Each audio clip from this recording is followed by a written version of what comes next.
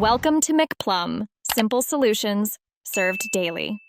In this video, I will explain how to play Lidia in Tekken 8. Lidia is a highly aggressive character, best played up close. Your main goal is to overwhelm opponents with relentless pressure and powerful strikes. Mastering her unique karate stance is crucial, as it unlocks many of her most effective tools. Always look for opportunities to mix up your attacks and keep your opponent guessing your next move. Consistency is key to victory with Lidia. Let's dive into some of Lidia's essential moves. Her rising palm, executed with forward +2, is a fantastic launcher that sets up significant damage.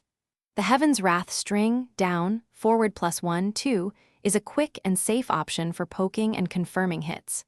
Practice your basic combos, aiming for wall splats to maximize damage. Remember to integrate transitions into her karate stance mid-combo for extended pressure and mix-ups. Lidia's karate stance, activated with back +3/+4, is her most defining feature. From this stance, you gain access to a variety of powerful and tricky moves. Karate Stance 4 is a quick mid that can catch opponents off guard, while Karate Stance 1+2 delivers a devastating, unblockable attack. Experiment with different exits from the stance to create unpredictable mix-ups, forcing your opponent to make difficult defensive decisions. Beyond offense, Lidia also has strong defensive tools. Utilize sidesteps and backdashes to create space and evade attacks, setting up your own counteroffense. Her Power Crush, performed with back +1/+2, allows you to absorb a hit and launch a powerful counter.